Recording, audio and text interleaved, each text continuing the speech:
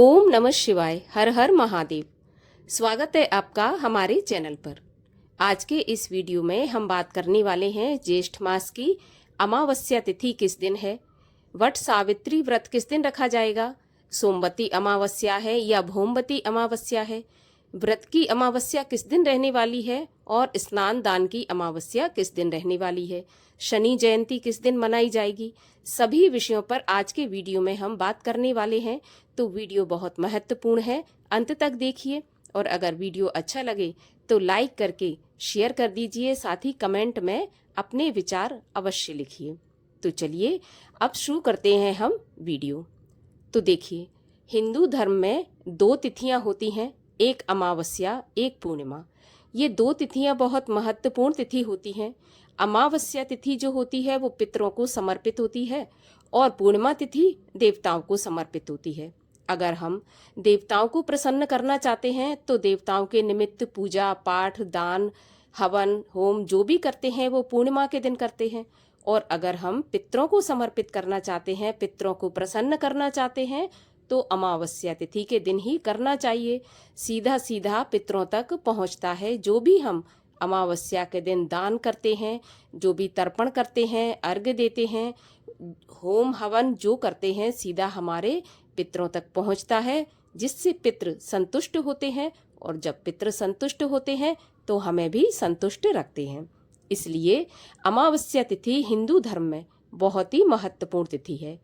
अब ज्येष्ठ की जो अमावस्या है वो और महत्वपूर्ण हो जाती है, क्योंकि इस दिन वट सावित्री व्रत रखा जाता है। वैसे कहीं कहीं पर पूर्णिमा तिथि जो ज्येष्ठ की पूर्णिमा होती है उस दिन भी वट सावित्री व्रत रखा जाता है, लेकिन कहीं कहीं पर अधिकतर जगहों पर अमावस्या के दिन ही वट सावित्री व्रत रखा जाता है।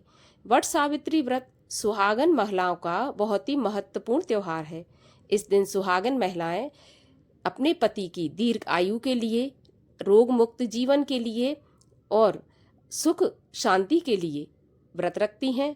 वट वृक्ष का पूजन करती हैं, सत्यवान सावित्री और यमराज की पूजा करती हैं, वट सावित्री व्रत की कथा सुनती हैं और वट को सींचती हैं, धागा लपेटकर 7 परिक्रमा करती हैं। इस प्रकार वट वृक्ष का पूजन करती हैं। जब तक पूजन नहीं होता तब तक निर्जल व्रत रखते हैं और उसके बाद अपने व्रत का पानी पीकर पारण करते हैं। जब व्रत का पारण करते हैं तो काले चने और जो वट का फल होता है वो लेकर पारण किया जाता है।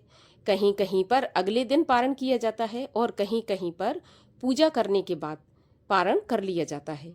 वट सावित्री की जो पूजा होती है वो दोपहर के बाद ही होती है, तो इसीलिए दोपहर के बाद ही पूजा करना चाहिए, क्योंकि कहीं कहीं पर देखा जाता है कि प्यास लगने की वजह से सुबह सुबह ही महिलाएं पूजा करके आ जाती हैं। तो वैसे तो विधान ऐसा है कि दोपहर के बाद पूजा की जाती है, पूजा करने के बाद ही व्रत खोला जाता है। और इसी दिन जो ज्येष्ठ अमावस्या है उसी दिन शनि जयंती मनाई जाती है। शनिदेव की पूजा अर्चना काले तिल से, सरसों के तेल से, शनि चालीसा पढ़कर, शनि स्तोत्र पढ़कर करना चाहिए। जिनके ऊपर शनि की 7.5 ढैया दशा महादशा चल रही हो तो उनको तो ज्येष्ठ अमावस्या जैसा स्वर्णिम अवसर नहीं मिलने वाला। तो इस दिन शनि देव को प्रसन्न करने के लिए जो भी कर सकते हैं वो अवश्य करना चाहिए। इस दिन भगवान शिव शंकर की भी पूजा की जाती है।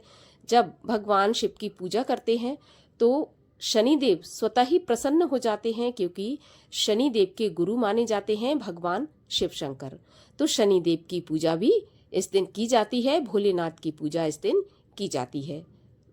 तो चलिए अब आपको बताते हैं कि ज्येष्ठ मास की अमावस्या कब आरंभ होगी, कब समाप्त होगी, व्रत किस दिन रखा जाएगा और स्नान दान की अमावस्या किस दिन रहने वाली है। तो देखिए, अमावस्या तिथि का प्रारंभ होगा 26 मई 2025 की दोपहर 12:11 पर और अमावस्या तिथि समाप्त होगी 27 मई सुबह 8:31 पर।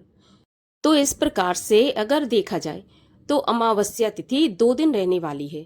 26 मई को भी अमावस्या तिथि रहेगी और 27 मई को अमावस्या तिथि रहेगी। अगर हम उदय तिथि की माने तो 27 मई को ही अमावस्या तिथि मानी जाएगी। इसी दिन स्नान करना चाहिए, दान भी 27 मई को ही करना चाहिए। परंतु वट सावित्री व्रत की पूजा दोपहर के बाद की जाती है, तो वट सावित्री का व्रत 26 मई 2025 सोमवार के दिन ही किया जाएगा। इसी दिन सभी महिलाओं को व्रत रखना है। अब सोमवार को होने की वजह से इसको सोमवती अमावस्या भी कह सकते हैं, क्योंकि पूरा दिन सोमवार रहने वाला है और पूरे दिन अमावस्या भी रहने वाली है। तो वट वृक्ष के साथ साथ सोमवती अमावस्या को पीपल की भी परिक्रमा की जाती है। कहीं कहीं पर तुलसी जी की परिक्रमा सुहागनों के द्वारा या कुंवारी कन्याओं के द्वारा भी की जाती है। तो सोमवती अमावस्या भी हम इसको मनाएंगे। परंतु जो स्नान की अमावस्या है और दान की अमावस्या है, तो स्नान अमावस्या तिथि पर हमेशा ब्रह्म मुहूर्त में किया जाता है। तो ब्रह्म मुहूर्त में अमावस्या तिथि हमें 27 मई को प्राप्त हो रही है। तो 27 मई को स्नान की अमावस्या रहेगी और 27 मई को ही दान की अमावस्या रहेगी। शनि जयंती भी 27 मई मंगलवार के दिन ही मनाई जाएगी और इस दिन बड़ा मंगल या ज्येष्ठ का जो मंगल है, जिसको कि हम बड़ा या बुढ़वा मंगल कहते हैं, वो भी रहने वाला है। तो इसलिए ये 27 मई में जो अमावस्या है वो और भी ज़्यादा महत्वपूर्ण हो जाती है, क्योंकि मंगलवार भी है, शनि जयंती भी है उसी दिन। तो अति उत्तम ये अमावस्या है। राहु काल का समय सोमवार 26 मई सुबह 7:30 से 9 बजे तक रहेगा और मंगलवार 27 मई को दोपहर 3 बजे से 4:30 बजे तक रहने वाला है। और राहु काल के समय की गणना अशुभ समय में की जाती है। राहु काल के समय पर कोई भी पूजा पाठ, मंत्र जाप या माला हमें नहीं करना चाहिए। आशा करती हूँ जानकारी आपको पसंद आएगी। अगर अच्छी लगी हो तो लाइक अवश्य कर लीजिए, चैनल को सब्सक्राइब कर लीजिए और हमारे चैनल पर वट सावित्री व्रत की कथा भी सुनाई जाएगी, तो वो भी अवश्य सुनिए। मिलते हैं आपसे वट सावित्री कथा के साथ। तब तक के लिए हर हर महादेव।